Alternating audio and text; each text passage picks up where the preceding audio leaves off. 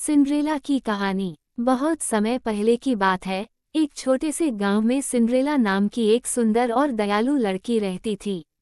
उसके पिता की दूसरी शादी हो गई थी और उसकी सौतेली माँ और दो सौतेली बहनें थीं।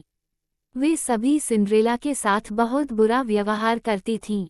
उसकी सौतेली माँ ने उसे घर के सारे काम करने पर मजबूर कर दिया और उसकी बहनें उसे हमेशा तंग करती थीं।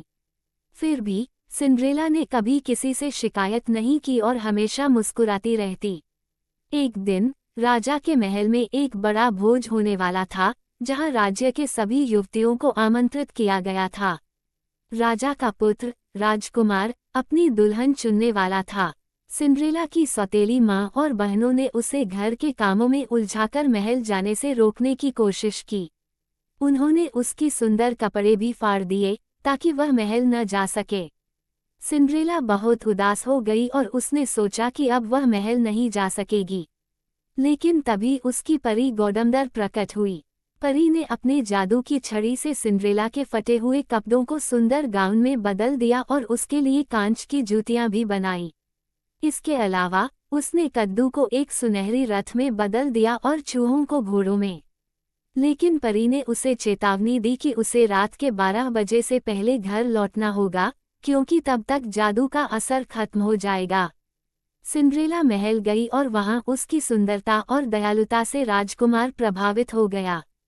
वे दोनों रात भर नाचते रहे।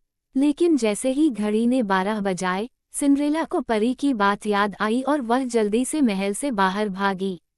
भागते समय उसकी एक कांच की जूती सीढ़ियों पर गिर गई। राजकुमार ने अगले दिन राज्य भर में ये घोषणा करवाई कि जिसने भी वह जूती पहनी वही उसकी दुल्हन बनेगी। राजकुमार ने हर घर में जाकर वह जूती आजमाई, लेकिन किसी के पैर में फिट नहीं हुई। अंत में वह सिंड्रेला के घर पहुंचा। उसकी सौतेली बहनों ने भी जूती पहनने की कोशिश की, लेकिन वह फिट नहीं हुई। तभी सिंड्रेला आई और उसने वह जूती पहनी। जूती उसके पैर में पूरी तरह फिट हो गई। राजकुमार ने तुरंत उसे पहचान लिया और उससे विवाह का प्रस्ताव रखा। सिंड्रेला ने खुशी खुशी प्रस्ताव स्वीकार किया और वे दोनों खुशी खुशी राजमहल में रहने लगे। इस कहानी से हमें ये सीखने को मिलता है कि सच्चाई, दयालुता और ईमानदारी हमेशा विजयी होती है, चाहे परिस्थितियां कैसी भी हों।